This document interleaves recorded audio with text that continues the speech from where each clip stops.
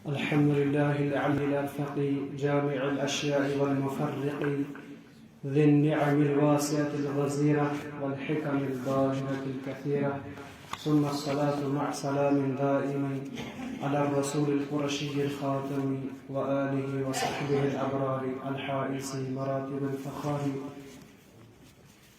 کتاب التوحید کا درس نمبر 41 ہے. اس سے پہلے 40 دروس ہو چکے ہیں الحمدللہ.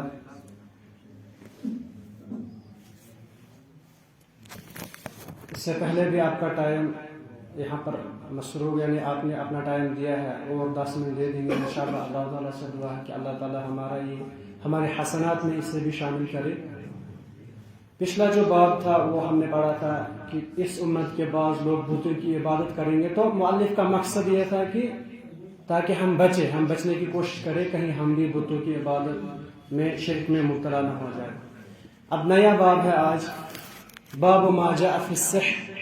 چیپٹر اس کے متعلق ہے کہ جادو کے متعلق، جادو کے بیان میں. تو اس میں بھی یعنی مناسبت کیا ہے اس کتاب کے ساتھ. مؤلف رحمہ اللہ نے سحر، جادو کا باب اس میں اس لیے لایا. ایک تو یہ کہ جادو کی اکثر قسمیں یا انسان جادوگر تبھی بن پاتا ہے جب وہ شرکیات انجام دیتا ہے. شرک کرنے کے بغیر، کفر کرنے کے بغیر جادو انسان حاصل نہیں کر سکتا. اور مؤلف رحمہ اللہ نے اسے بھی شرک کی قسموں میں سے گنا ہے، کیونکہ توحید کی کتاب ہے تو جادو توحید کے منافی ہے، جادو توحید کے اپوزٹ ہے. اور اس لیے بھی بیان کیا تاکہ جو موحد ہو وہ اس طرح کے کام سے بچے. تو اس باب کو لانے کا یہی مقصد ہے. مؤلف رحمہ اللہ یہی ثابت کرنا چاہتے ہیں اس باب سے کہ قرآن و سنت کی دلائل سے جادو کفر ہے، جادو شرکیات میں سے ہے، جادو توحید کے منافی ہے. جو مومن ہوگا، مسلمان ہوگا، وہ کبھی بھی جادو نہ کرے گا اور نہ جادو کا عمل کروائے گا. مؤلف رحمہ اللہ نے پہلی دلیل اس میں جو لائی ہے، بیان فرماتے ہیں سحر، جادو اس لیے سحر اس لیے کہتے ہیں کیونکہ سحر کا معنی ہوتا ہے یعنی مخفی چیز، چھپی ہوئی چیز. جیسے کہ ہم سحر بھی کہتے ہیں کس کو، جو ہم رمضان میں سحری کھاتے ہیں اسے، کیونکہ وہ بھی چھپے ہوتی ہے، کوئی دیکھ نہیں پاتا ہے. رات کے یعنی آخری رات میں اندھیرا ہوتا ہے. اسی طرح سے جادو کا عمل بھی کچھ اس طرح سے ہوتا ہے.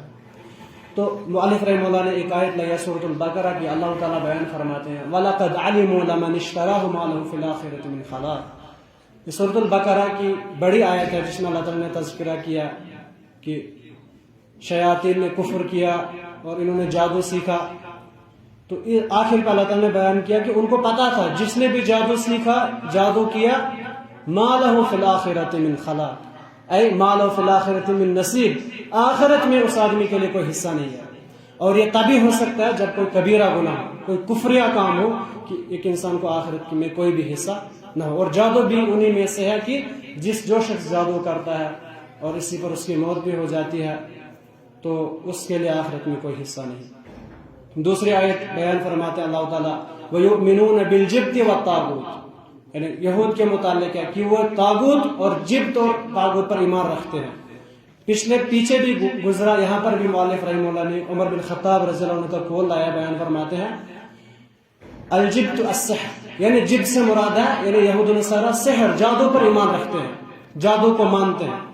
اور والطاغوت والشیطان، عمر رضی اللہ عنہ بیان فرماتے ہیں طاغوت سے مراد ہے شیطان. ہم نے پہلے دیکھا یعنی طاغوت کیا ہوتا ہے، کل ما تجاوز العبد حدہ، ہر وہ چیز جس میں انسان من متبوع او مطاع، یعنی جس کی انسان حد پار کرے، جس کے اتباع میں، اطاعت میں، تو وہ طاغوت بن جاتا ہے. اب عمر رضی اللہ عنہ نے کہا طاغوت سے مراد شیطان ہے.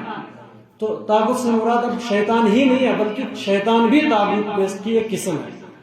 اسی طرح سے جابر رضی اللہ عنہ بیان فرماتے ہیں الطواغیت، طاغوت کہان یا کوہان، طاغوت کہتے ہیں کوہان کو.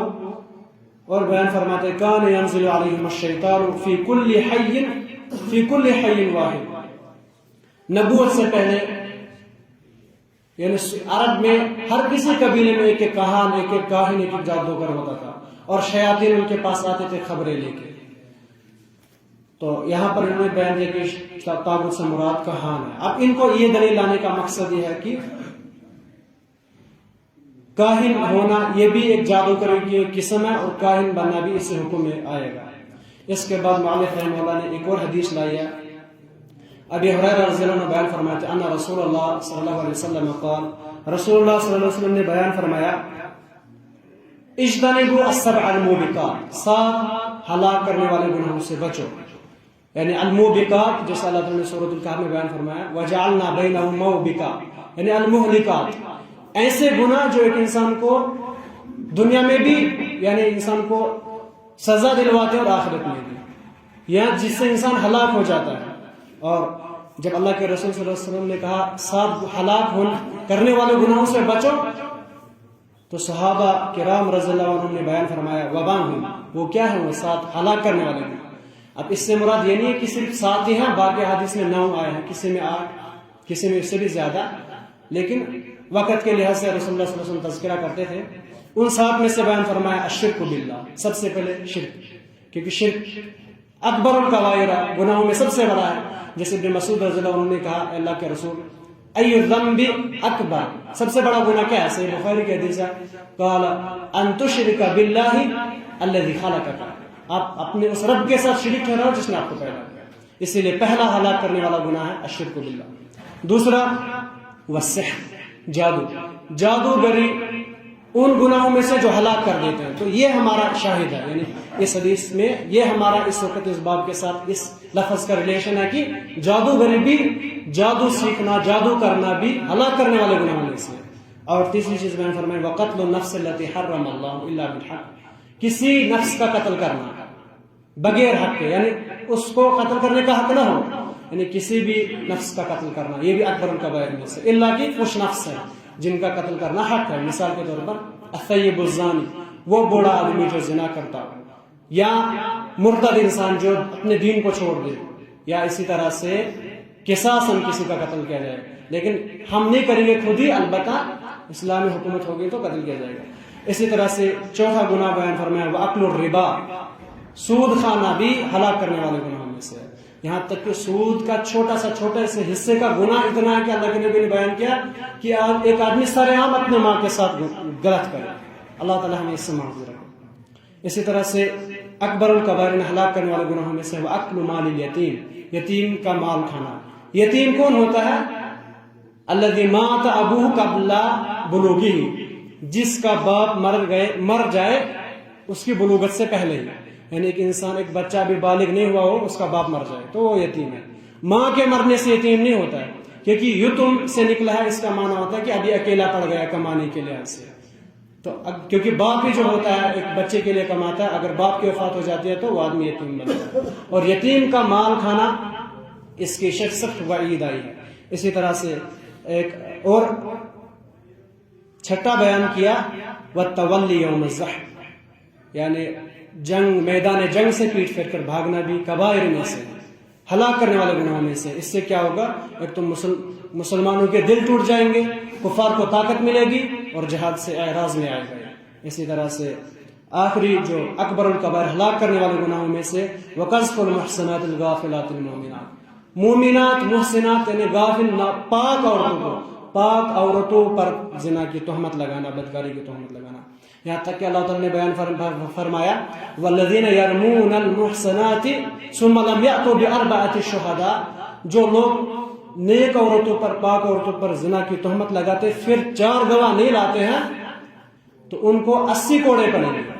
और उसके बाद ला तक़बलू लहुम शहादतन अबदा, कभी भी उनकी गवाही को बोलने की जाएगी, यानी फिर उनकी इस्लामी लिहाज से उनकी ज़बानी कट जाती है, जो मोमिन पाक औरतों पर जिना की तोहमत लगाते हैं। इसी तरह ये कुछ गुनाह थे, लेकिन इस हदीस में जो हमें इस्तिदलाल करना था वो ये कि सहर, जादू जो है ये हलाक करने वाले गुनाहों में से। इसके बाद मुअल्लिफ रहमहुल्लाह सहीह बुखारी की एक रवायत लाते हैं, बजाला बिन अब्दा बयान फरमाते हैं कतब उमर इब्नुल खत्ताब रज़ियल्लाहु अन्हु अनिक़्तुलू कुल्ल साहिरिन व साहिरा, उन्होंने एक ऑर्डर निकाला उमर बिन खत्ताब ने अपने दौर हुकूमत में कि हर किसी जादूगर और जादूगरनी को कत्ल करो, हर किसी जादूगर मर्द और जादूगर औरत को कत्ल करो। और बयान फरमाते हैं जुंदुब बिन अब्दुल्ला नहीं है जो मशहूर सहाबी है, दूसरे एक सहाबी है जुंदुब बिन कअब बिन अब्दुल्ला, बयान फरमाते हैं फ़क़तलना सलासा सवाहिर, जब عمر رضی اللہ عنہ نے یہ آرڈر نکالا تو ہم نے 3 جادوگروں کو قتل کیا. اسی طرح سے بیان فرماتے ہیں وصح عن حفصہ رضی اللہ عنہ، حفصہ بنت عمر یعنی عمر رضی اللہ عنہ کی بیٹی جو پہلے دوسرے کسی کے نکاح میں تھی، پھر ان کے خاوند کی یعنی شہادت ہوگی، اس کے بعد رسول اللہ صلی اللہ علیہ وسلم کے نکاح میں آئی، ام المؤمنین بن گئی. وہی بیان فرماتی ہیں انہیں کے متعلق آتا ہے کہ انہا امرت بقتل جاریۃ لہا، انہوں نے اپنی ہی ایک لونڈی کو قتل کرنے کا حکم دیا، اللہ کی سہارا تھا کیونکہ اس نے حفصہ کو جادو کیا تھا، تو فقتلت، اس کا قتل کیا گیا. وکذالک صح عن جندب رضی اللہ عنہ نے اس طرح بیان فرمایا، قال احمد بن حنبل کہتے ہیں عن ثلاثۃ من اصحاب النبی، 3 صحابہ سے ہمیں ثابت ہو گیا کہ جادوگر کا قتل کرنا، ایک تو حفصہ بنت عمر، اسی طرح سے عمر بن الخطاب اور جندب بن عبداللہ. تو اس بات کا خلاصے کے طور پر یہ ہے کہ جادوگری سیکھنا، جادو کرنا، یہ ان کاموں میں سے ہے جو ایک انسان کو ہلاک کر دیتے ہیں، جو کفر ہے اور جو شرک ہے. کیونکہ جادوگری کوئی بھی آدمی تب تک جادوگر نہیں بن سکتا جب تک کہ وہ شیاطین کی خدمت نہ کرے. اکثر علماء نے یہی بیان کیا کہ کوئی بھی انسان جادوگر تب تک نہیں بنتا، تب تک کوئی جن انسان کی مدد نہیں کر سکتا جب تک جن اپنا خدمت گزار نہیں بناتا. اگر جن میری بات مانتا ہے وہ مجھ سے نہیں ڈرتا بلکہ وہ مجھ سے کام لیتا اور وہ میرا کام کرتا. یہاں تک کہ ایک احمد آدم ایک مشہور جادوگر تھے، وہ کہتے ہیں کہ جب ہم جادوگر بنے تھے تو یہاں تک کہ پاخانے سے ہم قرآن کی آیات کو لکھتے تھے، اور اسی طرح سے 40 دن تک جوتے کے نیچے ہم رکھتے تھے. اور پھر ایک دن آیا، پھر مجھے کہا گیا، ایک بڑا سا تختہ دکھایا گیا اور کہا گیا دیکھو یہ لوح محفوظ ہے، اب آپ کو ساری خبروں کا پتہ ہے. تو اب وہ یہ چیزیں بیان اس لیے کرتے ہیں کیونکہ انہوں نے پھر توبہ کیا تھا، لیکن کہتے ہیں میں نے اس لیے جادوگری سیکھی تھی کیونکہ میں چاہتا تھا دنیا پر راج کرنا، تاکہ میں ہر کسی پر حملہ کر سکوں، مجھے کوئی کچھ نہ کر سکے. لیکن ایک طاقت تھی جو مجھے ہمیشہ ستاتی تھی اور وہ تھا قرآن. جب کوئی بھی قرآن پڑھتا تھا تو ہمیں جیسے کوئی تیرے پھینکتا تھا سینے میں. تو کہتے ہیں کہ اس وقت مجھے پتا چلا کہ ایک طاقت ہے جو بیٹھی ہوئی ہے اوپر، اور اس کا جو کلام ہے اسے کوئی چیز گرا نہیں سکتی. اسی لیے اللہ تعالیٰ نے بیان کیا کہ لا یفلح الساحر حیث اتی، جہاں سے بھی جیسے بھی جادوگر آئے کبھی کامیاب نہیں ہوگا. بس لوگوں کو ایسا لگتا ہے کہ یہ کر رہا ہے. اسی لیے علماء بیان کرتے تھے جب آپ کو لگے گا نا کوئی آدمی ہوا میں اڑ رہا ہے، پانی میں تیر رہا ہے لیکن ڈوب نہیں رہا ہے، تو سمجھ لو وہ جادوگر ہے. اب جادوگری یعنی ایک کفری عمل ہے، شرکیہ کام ہے. اور یہاں تک کہ صحابہ نے جادوگروں کو قتل کیا، ان کو توبہ کے لیے بھی نہیں کہا. علماء کہتے ہیں جس نے جادوگری سیکھی مسلمانوں میں، پھر وہ مرتد ہو جاتا ہے، اس کا قتل مرتد کے طور پر کریں گے. اگر وہ کیونکہ جادو ابن عثیمین رحمہ اللہ بیان فرماتے ہیں اس کی 2 قسمیں بھی کرتے ہیں. اگر جنوں کی مدد سے جادو سیکھا جاتا ہے تو وہ کفر ہے، وہ شرک ہے، وہ آدمی مرتد ہو گیا، بغیر توبے اسے قتل کرنا ہم خود نہیں کریں گے. اگر یعنی اسلامی نظام ہو تو وہ واجب القتل ہے.